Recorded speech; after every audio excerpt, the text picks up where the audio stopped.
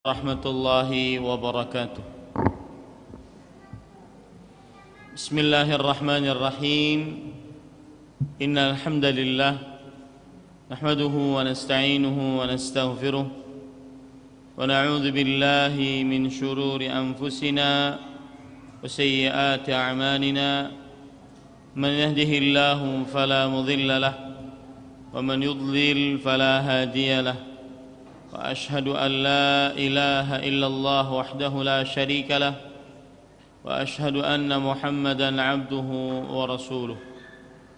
يا أيها الذين آمنوا اتقوا الله حق تقاته ولا تموتن إلا وأنتم مسلمون.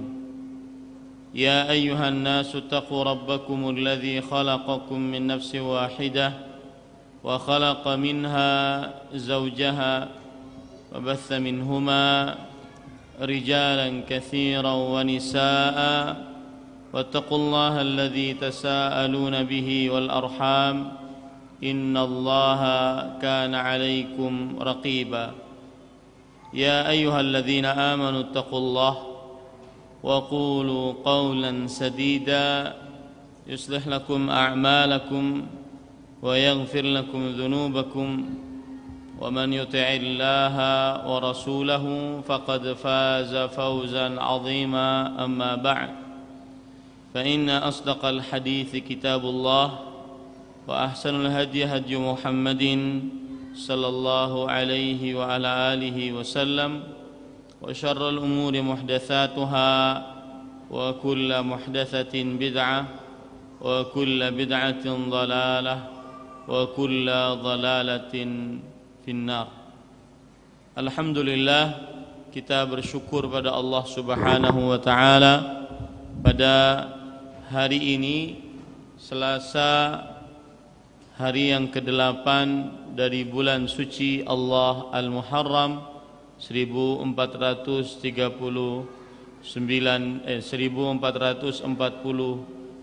Hijriah. Kita dimudahkan oleh Allah Subhanahu wa taala untuk duduk bersama mengkaji ayat-ayat suci Al-Qur'an dan hadis-hadis Rasul sallallahu alaihi wa ala alihi wasallam.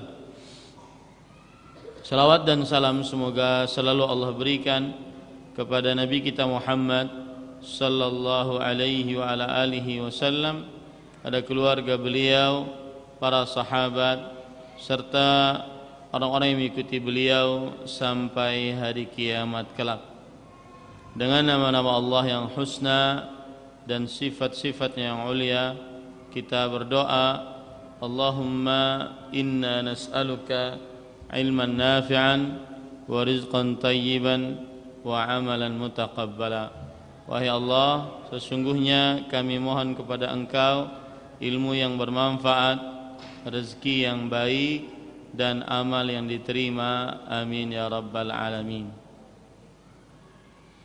Ahibbati ikhwatil muslimat hafizakunallah, saudari-saudari muslimah, semoga kita selalu dijaga oleh Allah Subhanahu wa taala. Pada kesempatan kali ini kita ingin melanjutkan pembacaan kitab Fiqhus Sunnati lin Nisa, fikih sunnah untuk wanita, dan kita masih membaca Kitabus Shalah, kitab salat, dan pada pertemuan kali ini kita sampai kepada bab sunanis shalah, bab sunnah salat, bab sunnah salat. Penulis hafizahullah taala mengatakan sunanus salah. Sunanus salah arti sunnah salat. Maksud arti sunnah di sini artinya adalah apa yang disebutkan oleh para ulama di dalam kitab usul fikih, maka arti sunnah di sini yaitu ma amara bihi syari' amran ghaira jazim wa lam yastahiqqu tarikuhu bil azab, yang artinya sesuatu yang diperintahkan oleh syariat dengan perintah yang tidak keras dan tidak diancam siksa bagi siapa yang meninggalkannya. Itu adalah pengertian as-sunnah menurut ilmu usul fikih. Sedangkan pengertian as-sunnah menurut ilmu hadis, maka as-sunnah artinya adalah sama dengan al-hadis. As-sunnah ma udhifa ila an-nabiy sallallahu alaihi wasallam min fi'lin aw qawlin aw taqririn aw sifatin khuluqiyatin aw khalqiyah. As-sunnah jika ditinjau dari ilmu hadis, maka dia berarti sama dengan pengertian ilmu hadis. Dan ilmu hadis adalah segala sesuatu yang disandarkan kepada Nabi Muhammad sallallahu alaihi wa ala alihi wasallam, baik berupa ucapan atau perbuatan ataupun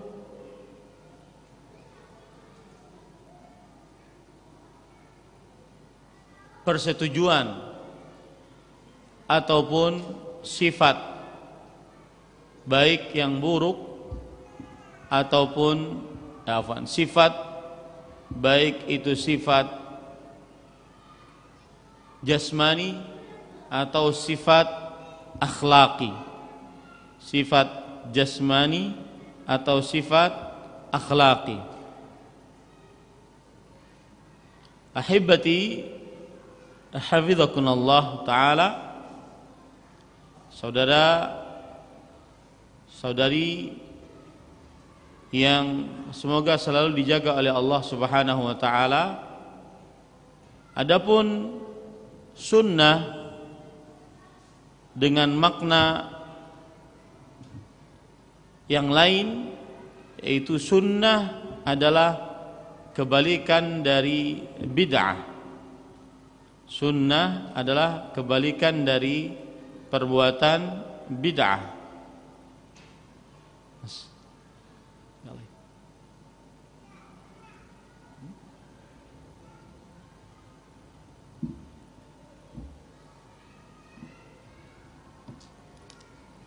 Sebentar ya, Bu.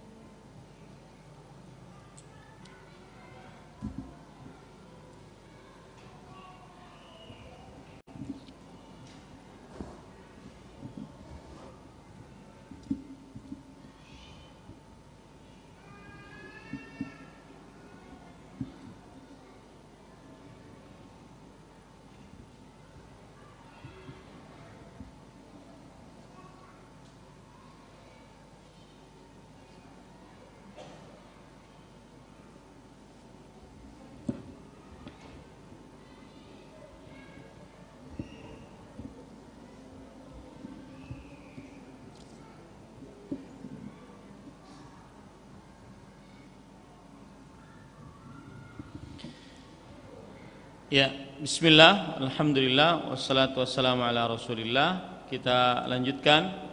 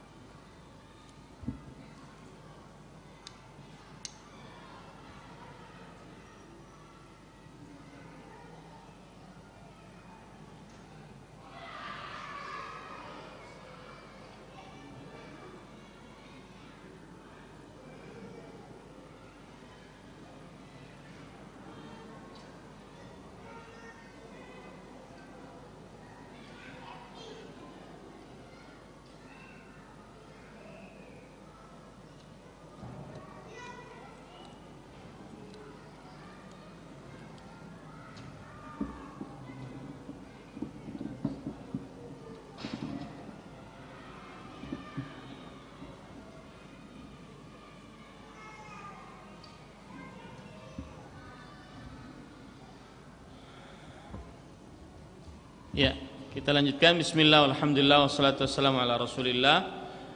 Ibu-ibu, saudari-saudari muslimah yang dimuliakan oleh Allah Subhanahu wa taala, kita sebutkan tadi bahwa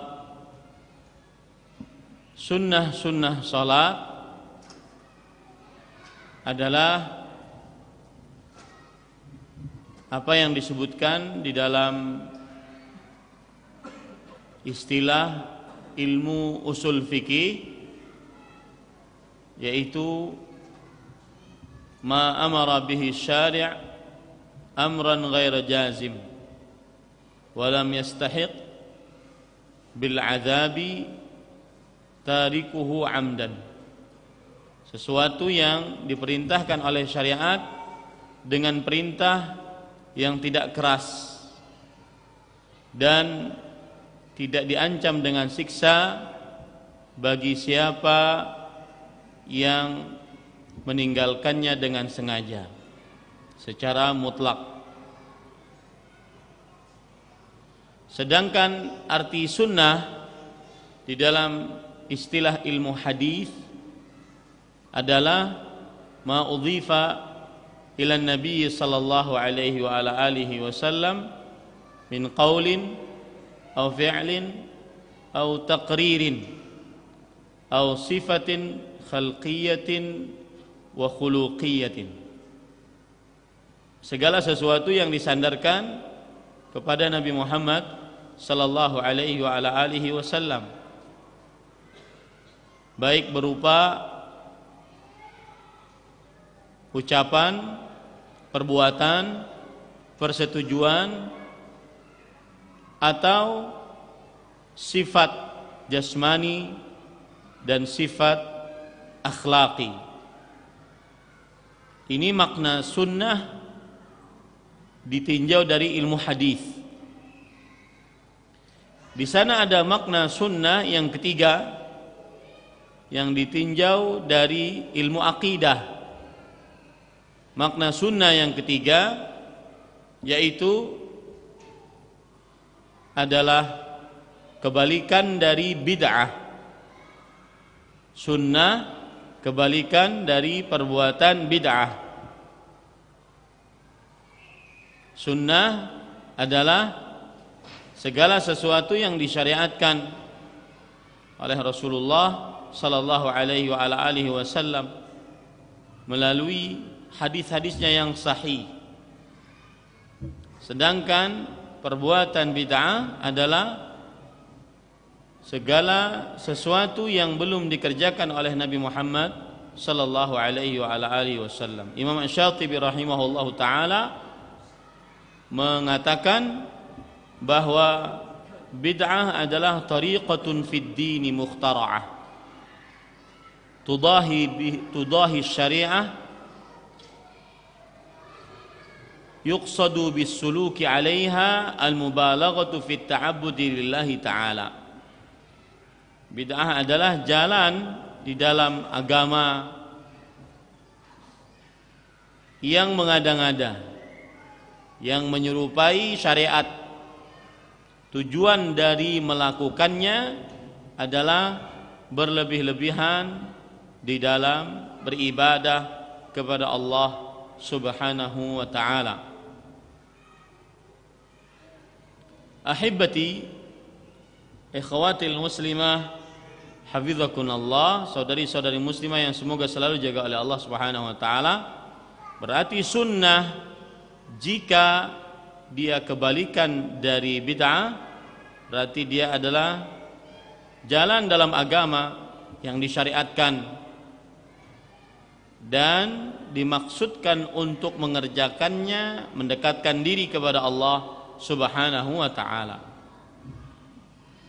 Arti sunnah yang keempat yaitu apa saja yang diajarkan oleh Rasulullah sallallahu alaihi wasallam.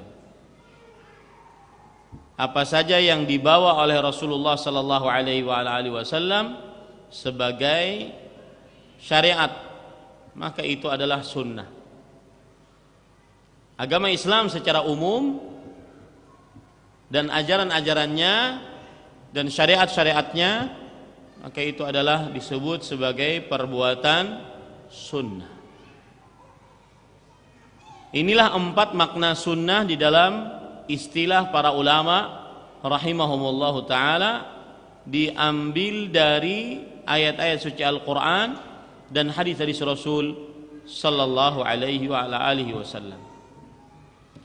Untuk makna yang keempat, Nabi Muhammad sallallahu alaihi wasallam bersabda, "Man raghiba an sunnati falaysa minni."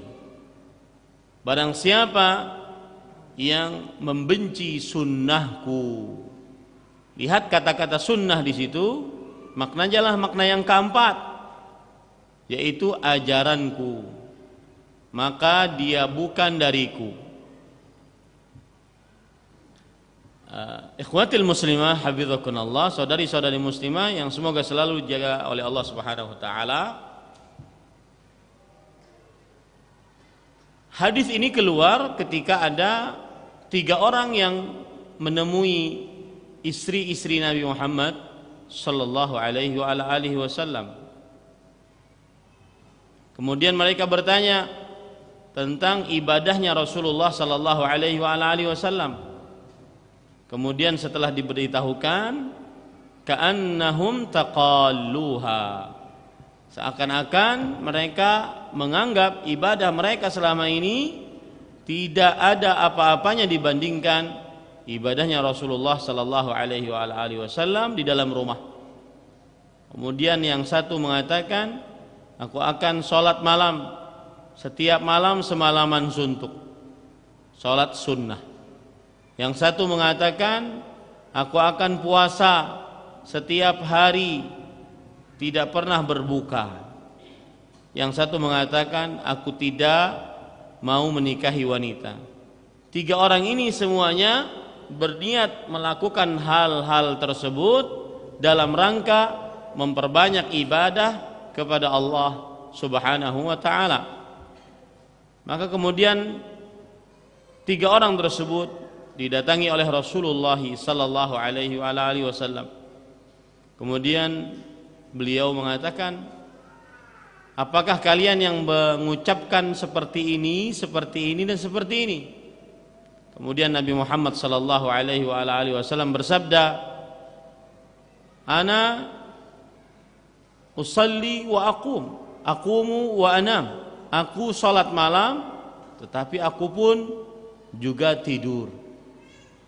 Wa ana asumu wa uftir. Aku berpuasa dan aku berbuka. Wa ana atazawwajun nisa. Dan aku menikahi para wanita. Kemudian beliau mengeluarkan faman raghiba an sunnati falaysa minni. Maka barang siapa yang membenci sunnahku bukan dariku. Sunnah di sini maksudnya adalah ajaran Rasulullah sallallahu alaihi wasallam. Sebagaimana yang disebutkan di dalam Al-Qur'an, wa ma ataakumur rasul fakhudhuh wa ma nahakum anhu fantahu. Dan apa saja yang dibawa oleh Rasulullah sallallahu alaihi wasallam ambillah, dan apa yang dilarang oleh beliau atas kalian maka jauhilah, tinggalkanlah. Surat Al-Hasyr surat ke-59 ayat 7.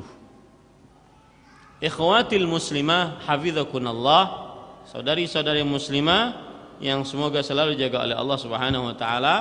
Ketika kita membaca apa yang disebutkan oleh penulis sunnah salat, berarti maksudnya adalah kita ambil makna sunnah dari sisi ilmu hadis, ilmu usul fikih, yaitu sesuatu yang diperintahkan oleh syariat dengan perintah yang tidak keras. Bagi siapa yang meninggalkannya dengan sengaja tidak diancam siksa. Ya, sudah dipahami ya? Berarti ketika kita katakan sunnah salat, maka ini diperintahkan oleh syariat untuk dikerjakan, tapi perintahnya tidak keras. Siapa yang meninggalkannya tidak diancam dengan siksa. Taib, penulis mengatakan wahuma qisman, qauliyatun wa fi'liyatun. Dan sunnah salat ada dua macam, sunnah qauliyah dan sunnah fi'liyah. Sunnah qauliyah artinya sunnah yang berupa ucapan. Sunnah fi'liyah artinya sunnah yang berupa perbuatan. Kemudian penulis hafizahullah ta'ala berkata, as-sunnatul qauliyah awalan al-qira'atu ba'da al-fatihah. Sunnah qauliyah diantaranya a, membaca surat setelah al-fatihah. Kita tahu bahwasanya pembacaan surat adalah disyariatkan setelah membaca surah Al-Fatihah, baik itu sholat sendirian, baik itu sholat jadi imam.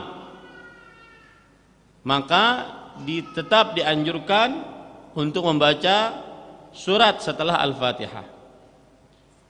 Penulis rahimahullahu ta'ala, hafizahullahu ta'ala berkata, fatusannu qira'atu suratin fi ar-rak'atayn al-ulayayn ba'da al-Fatihah bi ijma'il ulama, wa kadzalika tusannu qira'atuha ahyanan fi ats-tsalitsah war-rabi'ah.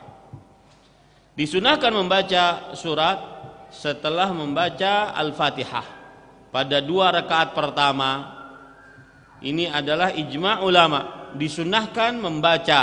Di sini disebutkan membaca bagi orang yang sholat sendirian atau jadi imam.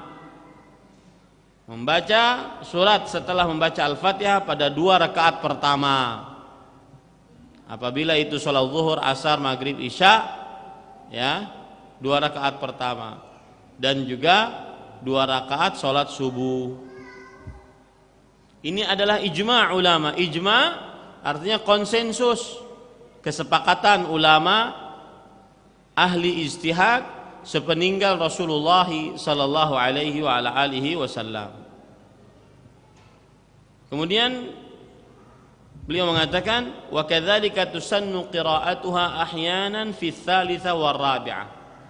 Disunahkan juga selesai sesekali membaca surat pada rakaat ketiga dan keempat, yaitu pada salat zuhur, asar dan isya. Dalil-dalil yang menunjukkan akan hal ini penulis mengatakan fa'an Abi Qatadah radhiyallahu anhu qala kana an-nabiy sallallahu alaihi wa alihi wasallam yaqra'u fi ar-rak'atayn al-ulayayn min adh-dhuhri wal 'ashri bi fatihatil kitab wa surah wa yusmi'una al-ayata ahyanan wa yaqra'u fi ar-rak'atayn al-akhiratayn bi fatihatil kitab. Dari Abu Qatadah radhiyallahu anhu ia berkata Nabi Muhammad sallallahu alaihi wasallam bersabda, Nabi Muhammad sallallahu alaihi wasallam membaca surat Al-Fatihah dan satu surat pada 2 rakaat pertama ketika melaksanakan salat zuhur dan salat asar. Namun terkadang kami hanya mendengar beliau membaca 1 ayat saja. Ini keliru. Ya, penerjemahannya keliru. Namun terkadang itu salah. Yang benar adalah dan terkadang beliau memperdengarkan kami bacaannya. Seperti itu. Ya. Dan beliau terkadang memperdengarkan kepada kami bacaannya. Itu yang dimaksud yusmi'unal ayata ahyanan. Ya. Itu. Jadi maksudnya ibu-ibu, saudari-saudari muslimah, hafizakunallah, yaitu kadang Rasul sallallahu alaihi wasallam membacanya pada rakaat pertama, rakaat kedua, surat setelah Al-Fatihah. Kadang dengan suara yang lirih, rendah, tidak didengar, dan kadang dengan suara yang kencang diperdengarkan kepada para sahabatnya. Itu maksudnya. Paham, Bu? Bu? Ya. Namun terkadang kami hanya itu salah, keliru terjemahannya dan kelirunya fatal. Ya, jadi diperbaiki terjemahannya. Dan pada 2 rakaat terakhir beliau hanya membaca surah Al-Fatihah saja. Taib.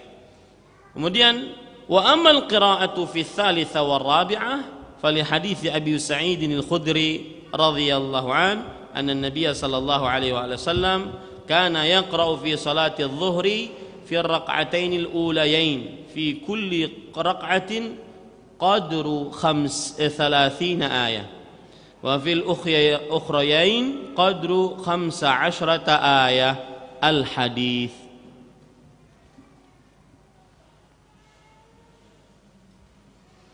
Artinya adapun dalil bahwa surat terkadang dibaca pula pada rakaat ketiga dan keempat adalah hadis dari Abu Sa'id Al-Khudri radhiyallahu anhu. Ia berkata, ketika Nabi Muhammad SAW melaksanakan salat zuhur, beliau membaca kira-kira 30 ayat di setiap 2 rakaat pertama.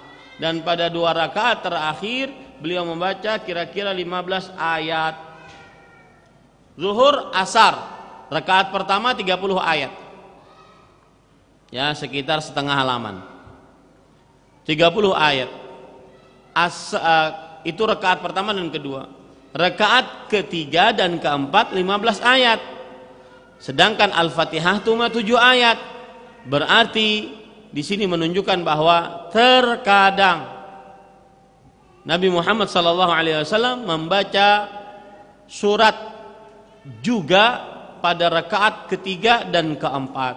Tetapi ini hukumnya apa? Terkadang.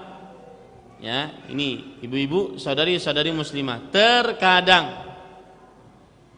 Ini rakaat yang ketiga dan keempat, terkadang. Kenapa? Karena disebutkan pada hadis wa fil ukhrayain qadru 15 ayah.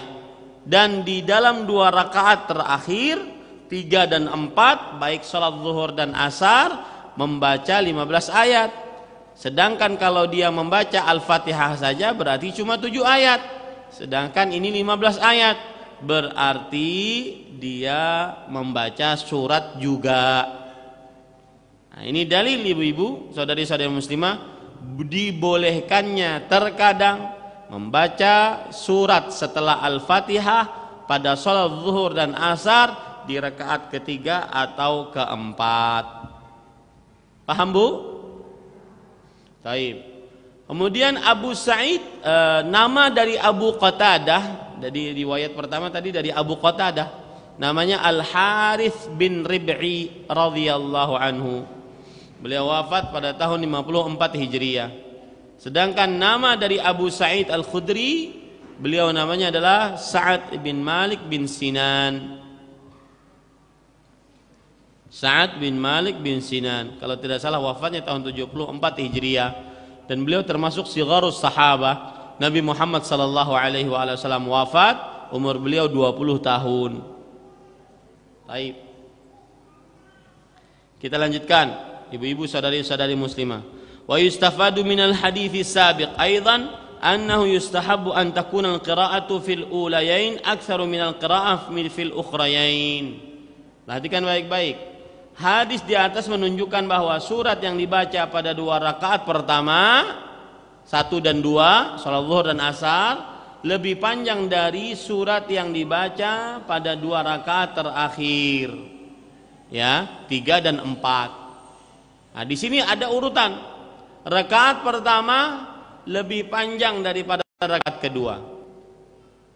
Rakaat pertama dan kedua lebih panjang daripada rakaat ketiga dan keempat.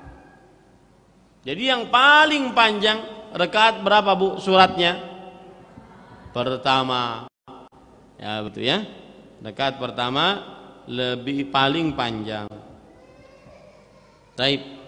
Kemudian penulis rahimahullah hafizahullah taala mengatakan wa yustahabbu kadzalika tartilul qiraati wa tadabburiha bil ijma' wa yukrahu al ifratu fil isra' fil qiraati bil ijma' wa liqaulihi ta'ala warattilil qur'ana tartila. Artinya ibu-ibu saudari-saudari muslimah, menurut ijma' para ulama,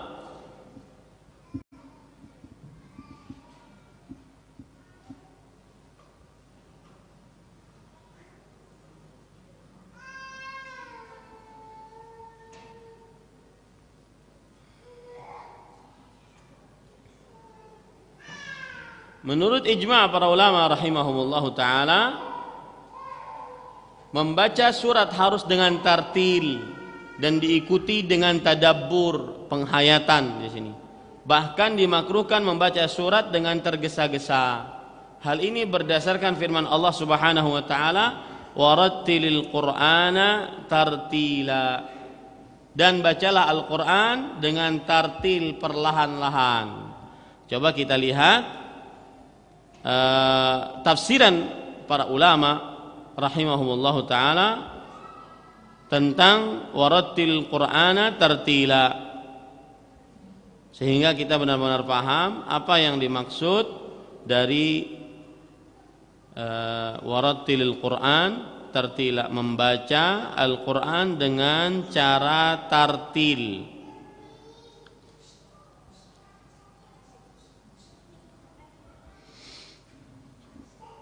Dalam surat Al-Muzammil surat ke-73 ayat 4, Allah Subhanahu wa taala berfirman, "Au zid 'alaihi warattilil Qur'ana tartila." Atau lebih dari 1/2 itu, dan bacalah Al-Qur'an dengan perlahan-lahan.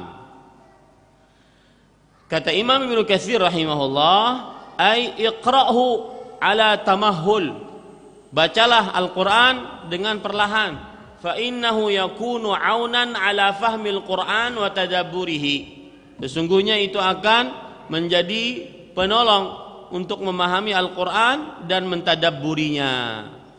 Ya, memahami Al-Qur'an dan mentadabburinya.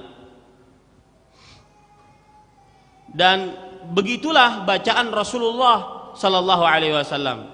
Aisyah radhiyallahu anha bercerita bagaimana bacaan Rasulullah sallallahu alaihi wasallam. kana yaqra'us surah fayurattiluha hatta takuna atwalu min atwaliha min atwa hatta takuna atwala min atwali minha.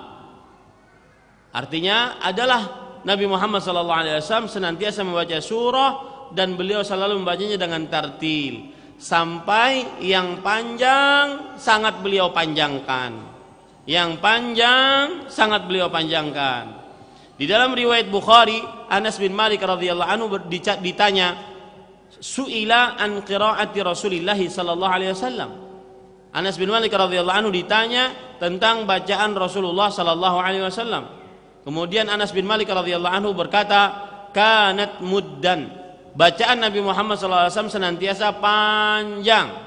Kemudian beliau membaca Bismillahirrahmanirrahim. Yamuddu bismillah wa yamuddur rahman wa yamuddur rahim. Bismillahirrahmanirrahim, beliau panjangkan dalam kata bismillahnya, kemudian beliau panjangkan ar-rahmannya, beliau panjangkan ar-rahimnya. Bismillahirrahmanirrahim. Panjang, Allahnya panjang, ar-rahmannya panjang, ar-rahimnya panjang. Ya, ini ibu-ibu, saudari-saudari muslimah yang dimuliakan oleh Allah Subhanahu wa taala. Dan membaca Al-Qur'an dengan tartil ini salah satu keistimewaannya adalah nanti seseorang akan diperintahkan di hari kiamat membaca Al-Qur'an dengan cara tartil.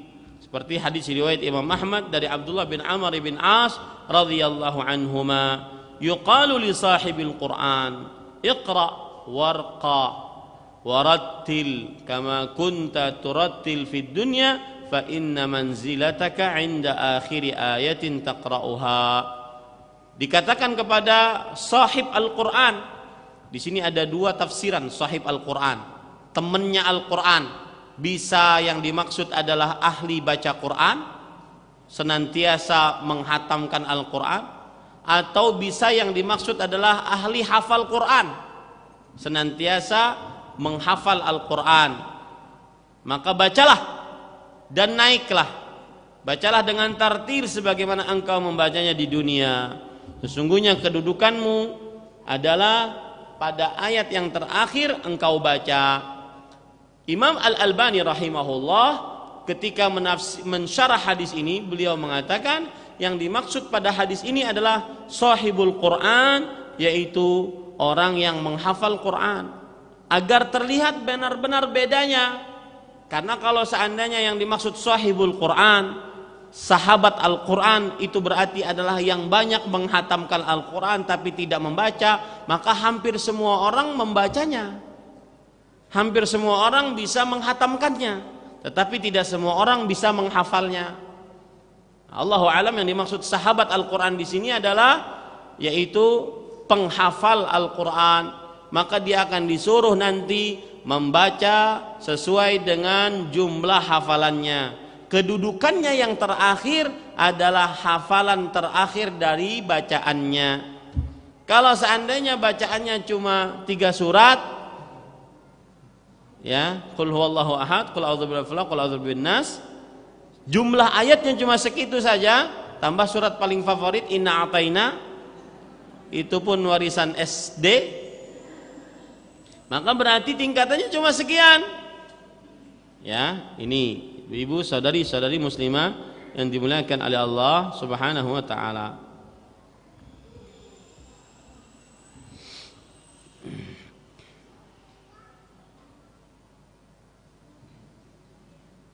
Taib, kita lanjutkan. Kemudian penulis mengatakan, wa yustahabbu su'alullahi ta'ala wal isti'adzati bihi 'inda dzikri ayatir rahmah wal 'adzab. Disunahkan pula berdoa kepada Allah ketika membaca ayat tentang rahmat dan berlindung kepada Allah ketika membaca ayat tentang azab.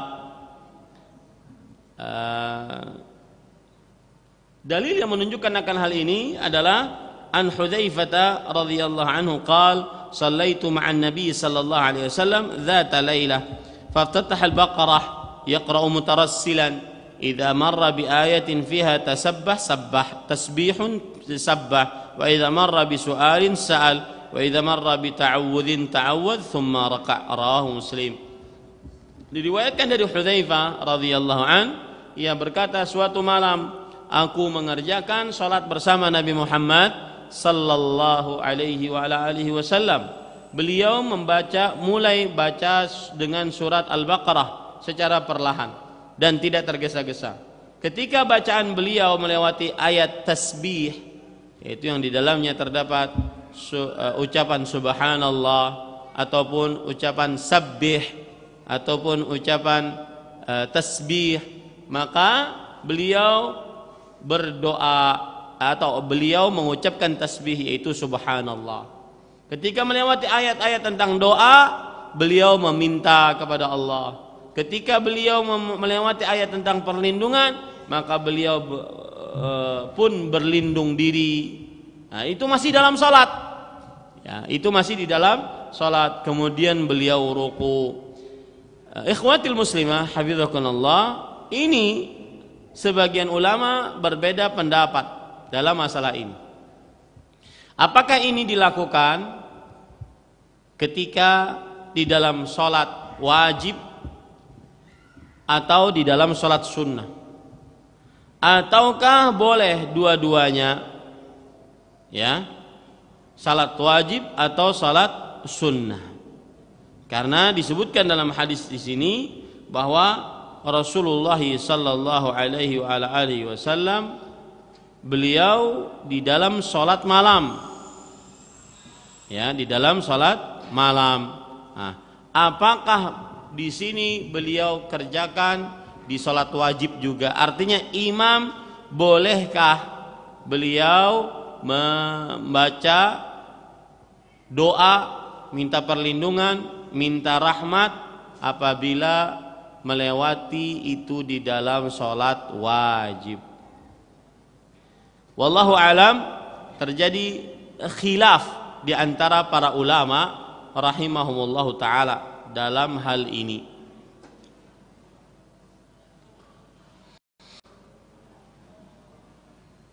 Disebutkan khilafnya di dalam dalam kitab Kashful Qina.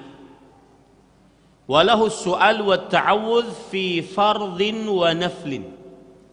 Dan boleh baginya untuk meminta, berdoa, minta perlindungan baik dalam sholat wajib atau sholat sunnah, inda ayati rahmah atau azab, saat membaca ayat yang di dalamnya terdapat rahmat Allah atau di dalamnya terdapat siksa Allah subhanahu wa ta'ala. Lihat perkataan Imam Nawawi sekarang. Beliau mengatakan, qala Syafi'i wa ashabuna yusannu lil qari' fi as-salati wa kharijiha idza marra bi ayati rahmah an yas'al Allah ta'ala ar-rahmah aw bi ayati 'adzab an yasta'idza bihi min al-'adzab aw bi ayati tasbih an yusabbih aw bi ayatin mithli aw bi ayah mithli an yatadabbar. Qala ashabuna wa yustahabbu dhalika lil imam wal ma'mum wal munfarid wa kullu hadha yustahabbu li kulli qari'in fi salatin aw ghairiha wa sawa'un salatul fardhi wan nafli wal ma'mum wal imam wal munfarid li'annahu du'a'un fastawaw fihi kat ta'min. Wa dalilu hadhihi al-masalah hadits Hudzaifah. Lihat, Imam Asy-Syafi'i rahimahullah berkata, dan juga ulama-ulama mazhab Asy-Syafi'i, disunnahkan bagi pembaca Al-Quran baik di dalam sholat atau di luar sholat, jika melewati ayat rahmat dia minta kepada Allah rahmat, jika melewati ayat siksa dia berlindung kepada Allah siksa, jika melewati ayat tasbih dia bertasbih, atau ayat yang bi ayati mathal, bukan mithli, bi ayati mathal, atau ayat yang menggambarkan perumpamaan, permisalan maka dia mentadabburinya. Para ulama kita mengatakan dianjurkan akan hal ini untuk melakukannya baik imam, makmum ataupun yang sholat sendirian. Seluruhnya dianjurkan bagi si pembaca Al-Quran di dalam sholatnya atau di luar sholatnya, baik itu sholat wajib atau sholat sunnah, baik makmum atau imam atau sholat sendirian, karena dia adalah doa, maka hukumnya sama seperti seseorang mengucapkan amin di dalam sholat. Maka amin, sholat sendirian dia mengucapkan amin, sholat menjadi imam dia mengucapkan amin, sholat menjadi makmum dia mengucapkan amin. Ya, dan dalil kata beliau yang menunjukkan akan hal ini adalah hadis Hudzaifah yang barusan kita baca tadi. Nah, ini ibu-ibu saudari-saudari muslimah yang dimuliakan oleh Allah Subhanahu wa taala.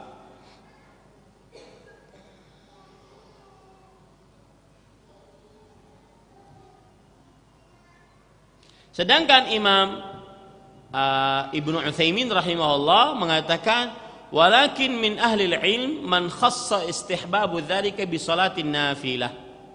Tetapi sebagian para ulama mengkhususkan pembacaan doa minta surga, minta rahmat, minta lindungan dari neraka tadi hanya di dalam salat sunnah. Kenapa? Li'anna hadza huwal warid anin Nabi sallallahu alaihi wasallam. Karena inilah yang terjadi pada diri Rasulullah sallallahu alaihi wasallam. Tetapi kemudian beliau mengatakan fa in fa'alahu fil fardhah jaz wa illam yakun sunnatan. Ini ajib nih. Pendapat ini aneh, bukan aneh, maksudnya saya sering menggunakan ini. Beliau mengatakan kalau dilakukan itu pada sholat wajib boleh, tapi bukan sunnah. Artinya Nabi Muhammad SAW mengerjakannya cuma pada sholat sunnah. Maka kita pun bertetap diri pada sholat sunnah saja mengerjakan itu. Kita sholat sendirian, ya, sholat tahajud sendirian. Pas lewat ayat tentang surga, kita minta surga. Pas lewat ayat tentang neraka, kita minta perlindungan dari neraka. Boleh itu. Nah, tapi belum pernah beliau kerjakan di sholat wajib. Lalu kalau kita kerjakan sekarang di sholat wajib bagaimana? Boleh, tapi bukan sunnah. Boleh, tapi bukan sunnah. Ini hebatnya Imam Ibnu Utsaimin rahimahullahu taala. Paham ya Ibu? Baik, kita lanjutkan sekarang. Wa yustahabbu fi sholati an taquli subhanallah idza qara'ti qaulahu ta'ala sabbih isma rabbikal a'la wa idza qara'ti alaysa dzalika biqadirin ala an yuhyiyal mauta an taquli subhanaka fabala li thubuti dalil fihi ma, yang artinya disunahkan pula mengucapkan subhanallah ketika membaca firman Allah sabbih isma rabbikal a'la, maka ini ucapkan subhanallah, ya, dan mengucapkan subhanaka fabala ketika membaca alaysa dzalika biqadirin ala an yuhyiyal mauta, surat Al-Qiyamah ayat 40. Hal ini berdasarkan hadis-hadis yang sahih yang sudah kita bahas pada pertemuan sebelumnya. Wala yushra'u idza qara'ta alaysa Allahu bi ahkamil hakimin an taquli bala wa ana ala dzalika minasy syahidin. Ya, dan tidak disyariatkan mengucapkan bala wa ana ala dzalika minasy syahidin kalau pas membaca alaysa dzalika alaysa Allah bi ahkamil hakimin, karena hadisnya lemah. Karena hadisnya lemah. Jadi yang sahih cuma dua itu. Sabbih isma rabbikal a'la kita baca subhanallah, kemudian surah Al-Qiyamah ayat 40 alaysa dzalika biqadirin ala ayyuhil mauta kita baca subhanaka fabala, subhanaka fabala.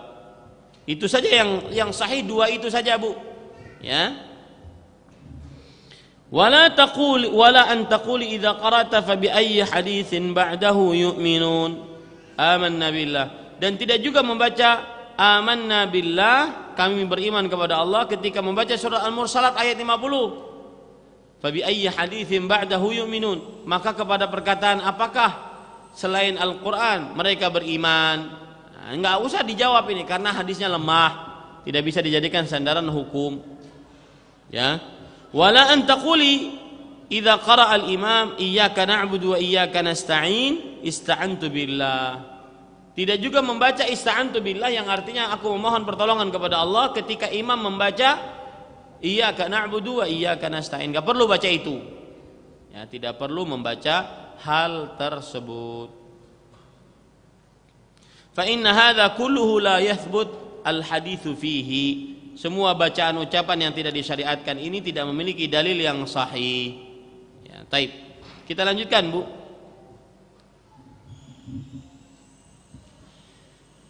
Ats-tsani az-zikru fi ar-ruku'i bima ya'ti. Membaca zikir ketika ruku'. Ini yang B.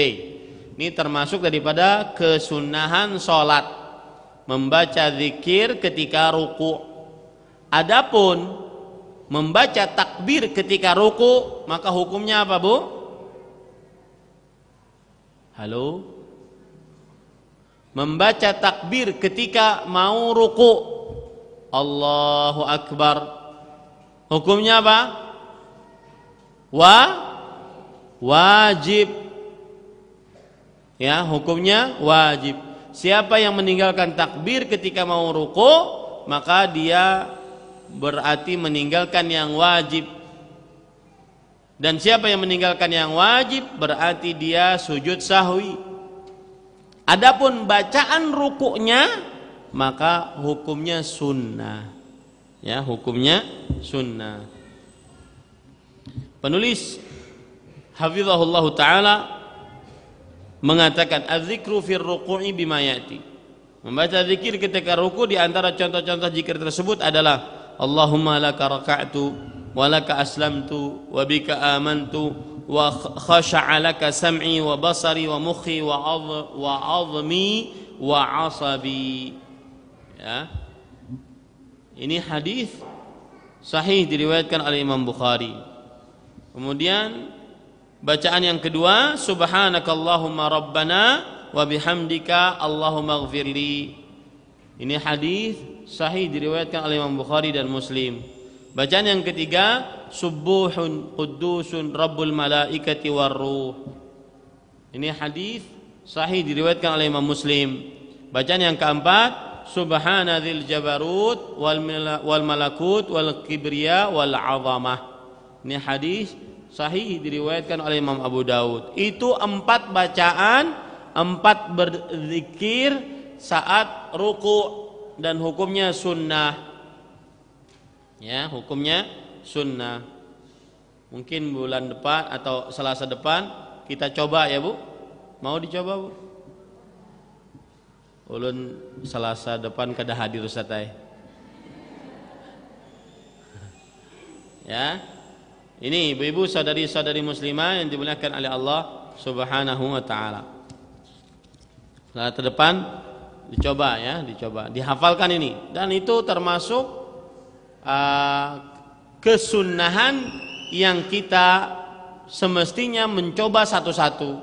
Kadang kita baca ini, kadang kita baca itu, kadang kita baca yang ini, dihafal ini, ya. Dan itu memperkaya bacaan sholat kita. Ats-tsalits, az-zikru ba'da al-qiyam min ar-ruku' wa ba'da rabbana lakal hamdu. Berzikir ketika i'tidal setelah membaca rabbana lakal hamdu bima ya'ti, dengan zikir-zikir sebagai berikut.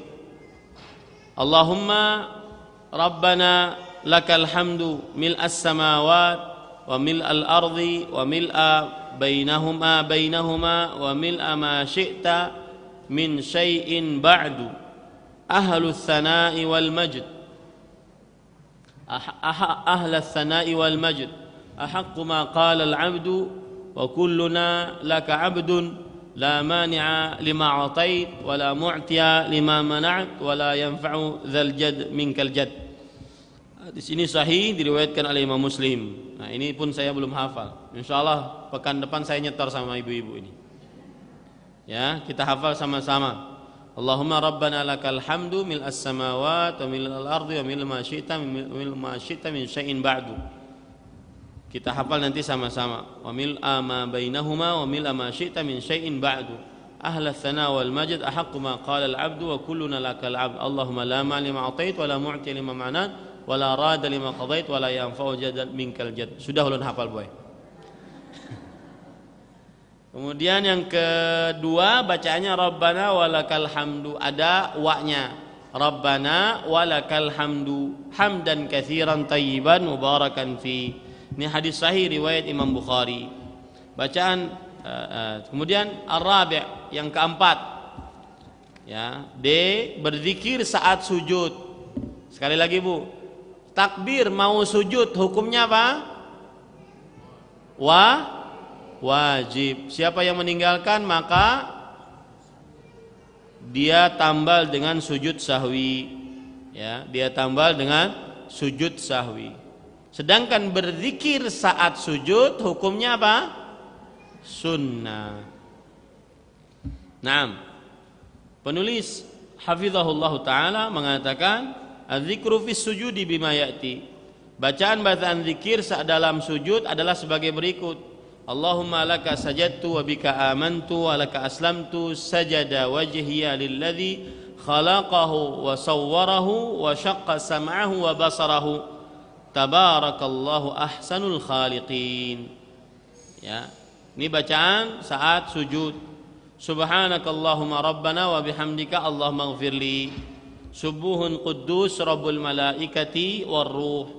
Subhanadzil jabalut wal malakut wal kibriya wal azamah. Ini hampir sama dengan bacaan ruku. Ya. Kemudian yang kelima termasuk daripada kesunahan salat, yang kelima adalah al-iktsar minad du'a fi sujud, yaitu banyak berdoa ketika sujud, memperbanyak berdoa ketika sujud. Liqaulihi sallallahu alaihi wasallam wa amma sujudu fajtahidu fid du'a faqaminun an yustajaba lakum. Yang artinya bersungguh-sungguhlah kalian berdoa ketika sujud, karena kemungkinan besar saat itu doamu dikabulkan.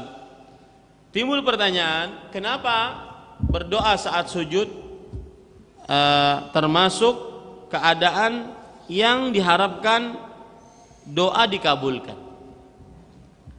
Ya, kenapa berdoa saat sujud termasuk keadaan yang diharapkan doa dikabulkan? Karena Allah Subhanahu wa taala sangat menyukai hamba yang merendahkan dirinya kepada Allah. Hamba yang merendahkan dirinya kepada Allah Subhanahu wa taala. Seperti misalkan ketika hari Arafah, jamaah haji berwukuf di Arafah dalam keadaan lusuh, penuh dengan debu. Kemudian cuma memakai 2 kain putih bagi yang laki-laki saat berihram. Maka pada saat itu Allah Subhanahu wa taala mengatakan kepada para malaikatnya sambil membanggakan diri. Kata Allah Subhanahu wa taala, "Unzuru ibadi." Lihat wahai para malaikatku. Lihat, itu hamba-hambaku dipuji oleh Allah. Padahal dalam keadaan lusuh, penuh dengan debu, cuma memakai 2 kain ihram, tapi dipuji oleh Allah sebagai hamba-hambanya. Ja'uni syu'tsan ghubra. Mereka mendatangiku dalam keadaan lusuh, penuh dengan debu, tidak tersisir rambutnya. Kemudian Allah Subhanahu wa taala mengatakan kepada para malaikatnya, "Ma arada haula." Apa yang diinginkan oleh mereka? Maksudnya apa saja yang mereka ucapkan, doakan, dikabulkan oleh Allah. Nah, dari sini kita ambil pelajaran bahwa Allah sangat menyukai hambanya yang merendahkan dirinya kepadanya. Nah, itu terjadi saat sujud. Kepala kita yang selalu di atas, saat sujud dia di bawah dan lebih rendah daripada, mohon maaf, dubur kita. Ya. Nah, di sini Allah sangat menyukai dalam keadaan seperti ini. Ini penyebab, salah satu penyebab kenapa saat berdoa, saat sujud doa dikabulkan. Penulis mengatakan di sini Bima'na fajadirun wa haqiqun an yustajaba lakum.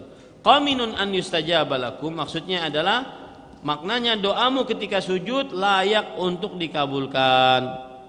Ya, layak untuk dikabulkan. Baik. Kemudian penulis mengatakan wa kana sallallahu alaihi wasallam yaqulu fi sujudihi Allahumma ighfirli dhanbi kullahu diqqahu jillahu awwalahu wa akhirahu wa alaniyatahu wa sirrah. Ini ketika sujud. Ini hadis diriwayatkan oleh Imam Muslim. Dan di sana banyak doa-doa ketika sujud. Ya, saya bacakan karena penulis di sini tidak menyebutkannya, maka saya bacakan secukupnya doa-doa ketika sujud.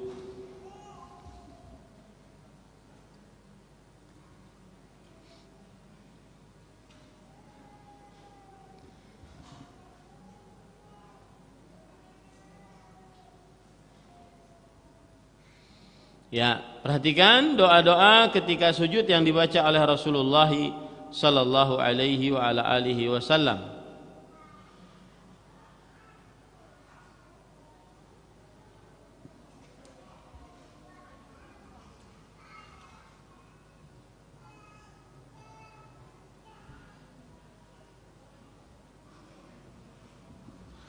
Yang pertama yaitu yang kita baca tadi.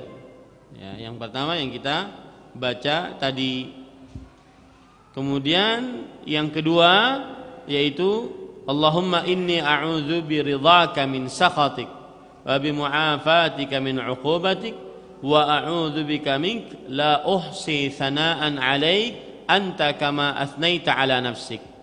Hadis diriwayatkan oleh Imam Muslim dari Aisyah radhiyallahu anha, Allahumma inni a'udzu bika a'udzu biridhaka min sakhatik wa bi mu'afatika min 'uqubatik wa a'udzu bika mink la uhsi thana'an anta kama athnaita 'ala nafsik. Hadis riwayat Imam Muslim dari Aisyah radhiyallahu anha. Kemudian juga Nabi Muhammad sallallahu alaihi wasallam berdoa dengan doa apapun, ya, memperbanyak doa dengan doa apapun asalkan doanya berasal dari Al-Quran atau hadis Rasul ataupun bahasa Arab yang fasih. Adapun berbahasa Indonesia, maka saya lebih condong kepada pendapat belum disyariatkan. Belum disyariatkan berdoa dengan bahasa masing-masing.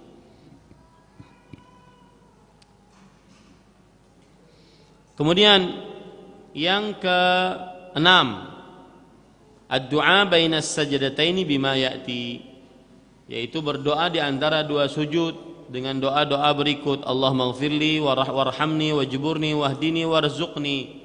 Allahumma ighfirli warhamni wajburni wahdini warzuqni. 5, ya, 5 ucapan doa di antara dua sujud. Dan para ulama rahimahumullahu taala menyebutkan berbagai macam hadis akan hal ini. Jadi 5 tadi permintaan. Allahumma ighfirli warhamni Allahumma ighfirli warhamni wajburni wahdini warzuqni. 5. Ya Allah, ampuni, rahmati, kemudian cukupkan, beri petunjuk dan berikan rezeki. 5. Ampuni, rahmati, cukupkan, beri petunjuk dan berikan rezeki. 5. Di sana ada tambahan riwayat yang lain. Di antaranya yaitu warfa'ni wahdini, warfa'ni wa'afini maksud saya. Dan angkatlah derajatku dan berikanlah aku afiyah, kesehatan. Jadi para ulama mengatakan zikir di antara dua sujud ada 7 permintaan. Catat itu Bu ya. Zikir di antara dua sujud, bacaan di antara dua sujud ada 7 permintaan. Allahumma ighfirli warhamni wajburni warfa'ni warzuqni wahdini wa'afini. Itu yang biasa saya baca. Allahumma ighfirli warhamni wajburni warfa'ni warzuqni wahdini wa'afini. Yang tidak ada adalah kata-kata wa'fu anni, enggak ada. Yang adanya wa'afini. Ya, 7 permintaan saat berzikir di antara 2 sujud, duduk di antara 2 sujud. Allahumma ighfirli warhamni wajburni warfa'ni warzuqni wahdini wa'afini. Itu yang biasa ibu hafal, betul? Ya, ditambahi biasanya apa? Wa'fu anni. Wa'fu anninya belum ada dalil yang sahih. Ya, belum ada dalil yang sahih. Kemudian penulis mengatakan bahwa bacaan yang lain juga rabbighfirli rabbighfirli rabbighfirli rabbighfirli. Ya, ini hadis diriwayatkan oleh Imam Abu Daud dan hadisnya sahih. Dan ucapan rabbighfirli derajat hadisnya lebih sahih daripada yang panjang tadi. Ya, yang panjang tadi. Rabbighfirlinya berapa kali saat diulang-ulang? Rabbighfirli rabbighfirli rabbighfirli rabbighfirli. Ya, seperti itu.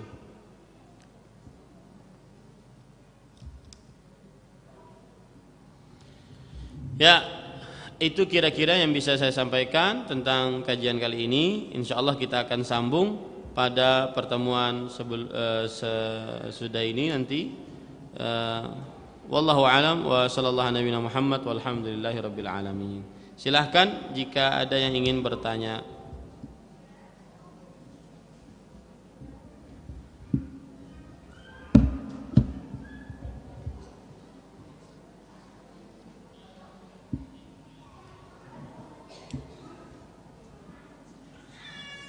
Nah, ada pertanyaan?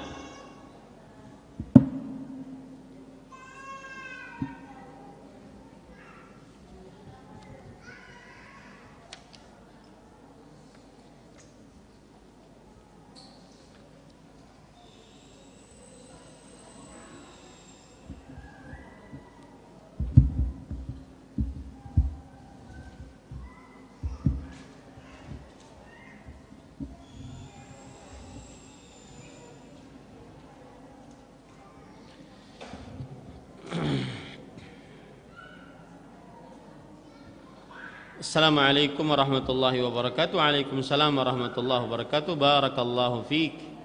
Ibu saudari muslimah, kalau mau nulis barakallah itu harus ada fiik. Barakallahu fiik. Ya, kalau seandainya barakallah saja bukan doa itu namanya. Paham, Bu? Harus pakai fiik. Fika kalau laki-laki, fiki kalau perempuan. Jangan cuma barakallah saja. Mau bertanya, apakah sholat sunnah 12 rakaat sehari semalam itu termasuk di dalamnya sholat duha ditambah sholat rawatib atau cuma sholat rawatib saja? Disebutkan di dalam hadis yang diriwayatkan oleh Imam Tirmidzi dari Abdullah bin Umar radhiyallahu anhuma bahwa Nabi Muhammad sallallahu alaihi wasallam bersabda, "Man sabara ala sintai 12. Saya ulangi, barang siapa yang senantiasa sabar mengerjakan 12 rakaat sehari semalam, maka bunya lahu baitun fil jannah, maka dibangunkan untuknya sebuah rumah di dalam surga. Dan penjelasan dari hadis tersebut disebutkan juga dalam hadis riwayat Imam Tirmidzi dari Ummu Habibah radhiyallahu anha. Beliau berkata, Rasulullah sallallahu alaihi wasallam bersabda, "Man shalla fi yaumin wa lailah." Barang siapa yang salat sehari semalam, 12 rakaat, sebanyak 12 rakaat, bunya lahu baitun fil jannah, dibangunkan sebuah rumah di dalam surga. Apa 12 rakaat tersebut? Arba'an qabla adh-dhuhri wa raka'ataini ba'daha. 4 rakaat sebelum zuhur, 2 rakaat setelahnya. Wa raka'ataini ba'dal maghrib, dan 2 rakaat setelah maghrib. Wa raka'ataini ba'dal isya, dan 2 rakaat setelah salat isya. wa rak'ataini qabla salatil fajr, dan 2 rakaat sebelum salat subuh. 2 rakaat sebelum salat subuh. Jadi ini tidak masuk salat duha di dalamnya. 12 rakaat tersebut adalah salat sunnah rawatib.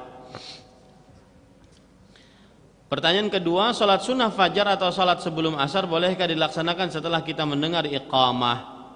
Kalau yang bertanya ini adalah ibu-ibu dan salatnya di rumah, maka berarti tidak ada hubungan antara salat di masjid dengan salat di rumah. Ya, tidak ada hubungannya. Ibu-ibu berhak mengerjakan salat qabliyah sesudah masuk waktu salat. Tidak ada hubungan antara azan dan iqamah di masjid dengan orang yang salat di rumah. Paham ya, Bu? Paham, Bu? Ya. Assalamualaikum warahmatullahi wabarakatuh. Bolehkah salat sunnah rawatib sebelum atau sesudah salat zuhur 4 rakaat langsung dengan 1 kali salam tanpa tahiyat awal?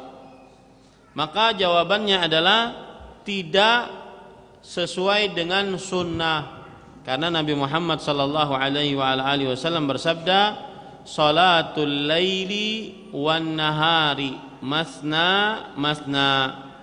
Artinya salat malam dan siang dikerjakan 2 rakaat salam, 2 rakaat salam. Ya. Hal ini berdasarkan hadis riwayat Imam Tirmidzi, Abu Daud, dan dari sahabat Nabi Abdullah bin Umar radhiyallahu anhuma. Bahkan sebagian ulama diantaranya Imam Ahmad mengatakan wajib sholat sunnah 2 rakaat dan tidak sah sholat yang lebih dari 2 rakaat dikerjakan sekaligus dengan 1 kali salam kecuali salat witir. Ini menurut Imam Ahmad rahimahullahu taala. Ya. Di dalam hadis riwayat Imam Muslim dari Uqbah bin Huraits, beliau berkata, qultu li ibni Umar ma ma'na mathna mathna. Aku bertanya kepada Abdullah bin Umar radhiyallahu anhuma, apa yang disebut dengan salat mathna mathna? Beliau menjawab, tusallimu min kulli raka'atain, yaitu mengucapkan salam dari setiap 2 rakaat. Nah, ini ibu-ibu, saudari-saudari muslimah yang dimuliakan oleh Allah Subhanahu wa taala. Jadi wallahu alam, meskipun dia salat sunnah dikerjakan pada siang hari atau pada malam hari, maka tetap dikerjakan 2 rakaat salam, 2 rakaat salam. Setiap 2 rakaat dia mengerjakan salam. Allahu a'lam.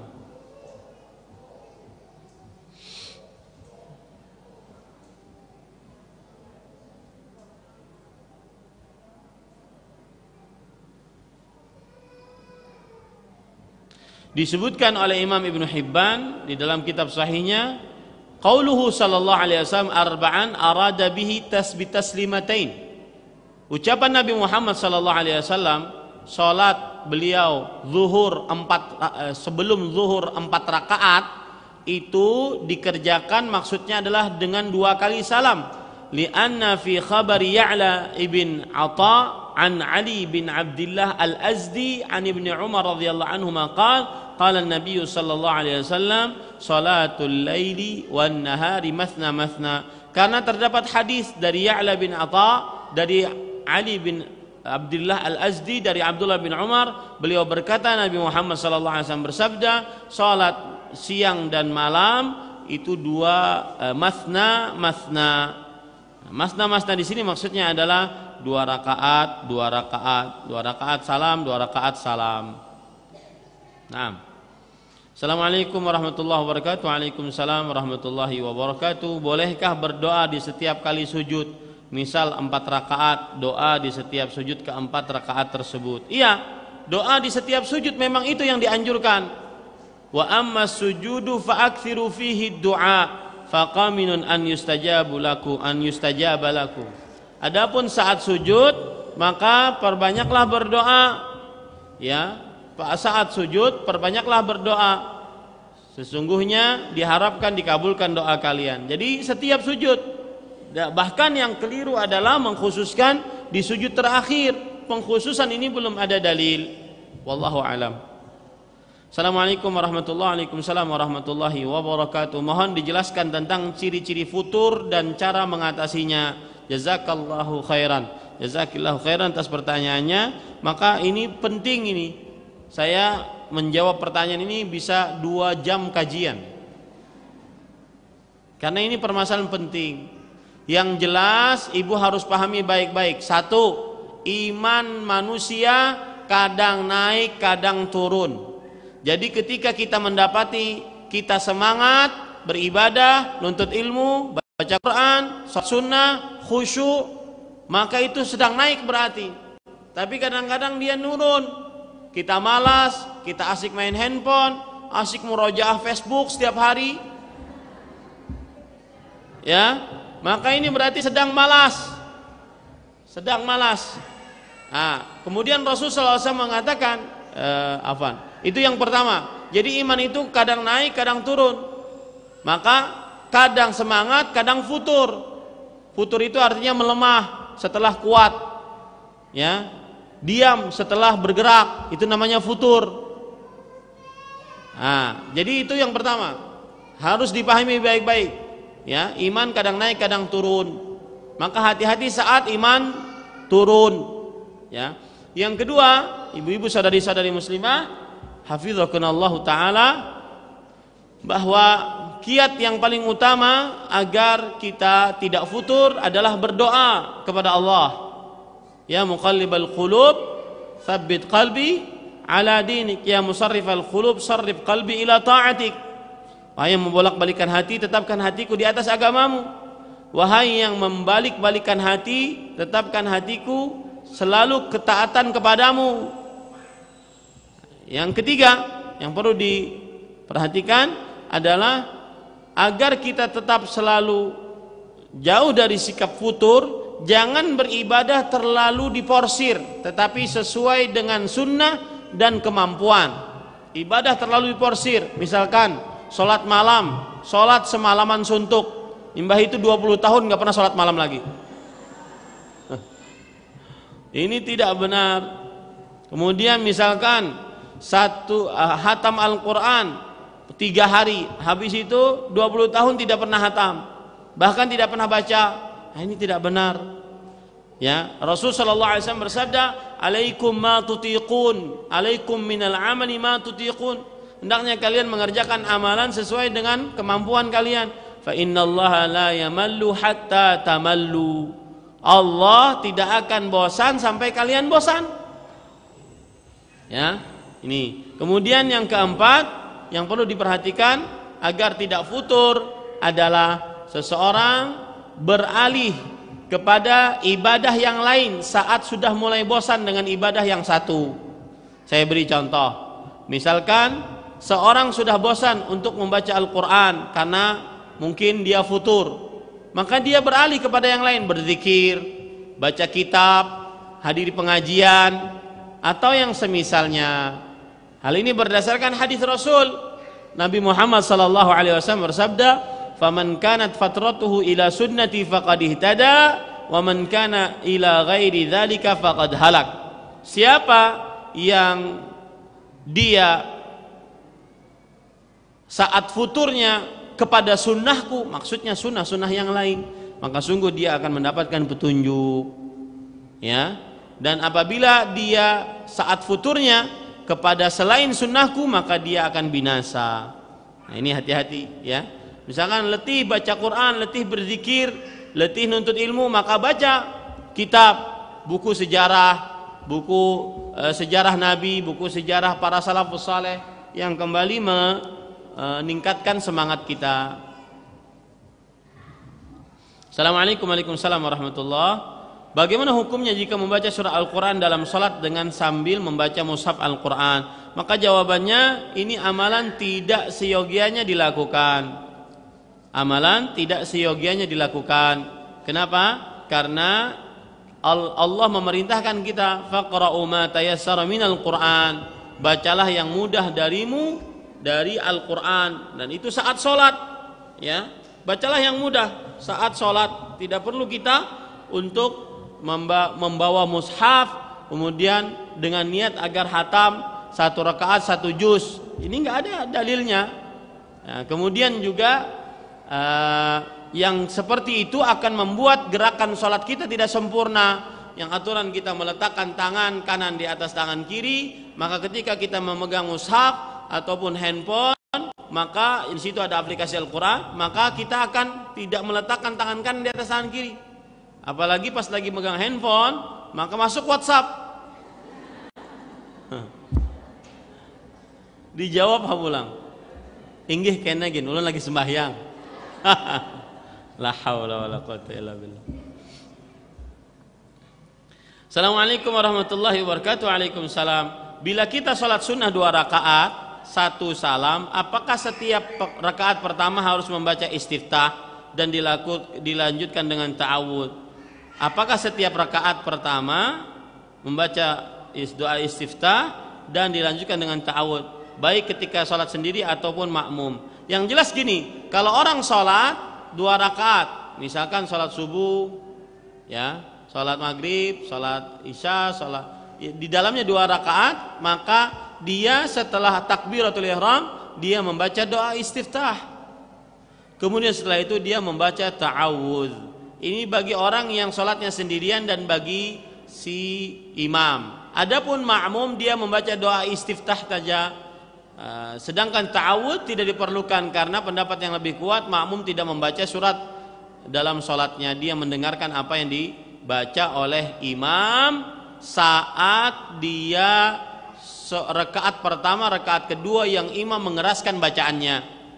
Adapun makmum atau imam yang tidak mengeraskan bacaannya, maka makmum membaca ta'awudz di awal surat Al-Fatihah. Setiap kali dia membaca surah Al-Fatihah pada setiap rakaatnya, maka dianjurkan dia membaca surah ta'awudz tersebut. Saya ulangi jawabannya. Apabila orang sholat sendirian dan menjadi imam, maka di setiap rakaatnya dia membaca ta'awudz sebelum membaca Al-Fatihah. Ini pendapat yang saya lebih condong kepadanya. Kenapa? Karena dia berarti memulai kembali membaca Al-Quran surah Al-Fatihah. Dia membaca ta'awudz di setiap rakaatnya. Meskipun sebagian ulama yang mengatakan bahwa cukup di rakaat pertama, tetapi tidak mengapa seseorang membaca di setiap rakaatnya kalau imam dan kalau sholat sendirian.